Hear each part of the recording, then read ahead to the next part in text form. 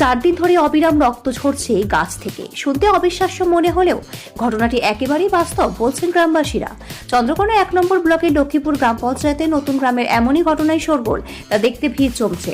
গ্রামবাসীর দাবি, নতুন গ্রামে মমতা মিদ্যা নামে গৃহবধূ বহু বছর ধরে নিজের বাড়ির সামনে থাকা কাঁঠাল গাছের তলায় কালী পুজো করে আসছেন। প্রায় 4 বছর বন্ধ থাকার পর এবছর আবার কালী পুজোর দিন ঘট বসিয়ে পুজো হয় সেই গাছের তলায়। আর তার ঠিক পরের দিন থেকেই শুরু হয়েছে অদ্ভুত ঘটনা। গাছের গায়ে হঠাৎই দেখা যায় রক্তের মতো লাল তরল পদার্থ, যা 4 দিন ধরে অবিরাম ঝরে পড়ছে মাটিতে। স্থানীয়দের মধ্যে ছড়িয়ে পড়েছে ভয় ও কৌতূহল। কেউ বলছেন দেবীর অলৌকিক উপস্থিতির ইঙ্গিত এটি, আবার কেউ বলছেন এটি কোনো অশুভ লক্ষণ। অনেকে আবার গাছের নিচে ধূপধুনো জ্বালিয়ে প্রণাম করতে শুরু করেছেন। ঘটনাস্থলে ইতিমধ্যে ভিড় জমাচ্ছেন আশেপাশের গ্রামের মানুষও।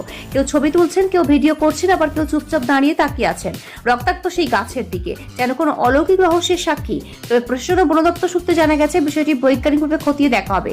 প্রাথমিকভাবে ধারণা করা হচ্ছে গাছের অভ্যন্তরে থাকা কোনো ছত্রাক বা রাসায়নিক বিক্রিয়ার ফলে এমন ঘটনা ঘটতে পারে। তবু গ্রামের মানুষ বলছেন অলৌকিক না বৈজ্ঞানিক, রহস্যের জট এখনো কাটেনি। তবে আপাতত নতুন গ্রামে জুড়ে ভাসছে একটাই প্রশ্ন, এটা কি হতে পারে? পশ্চিম মেদিনীপুর থেকে শান্তনু বর্ধনের রিপোর্ট।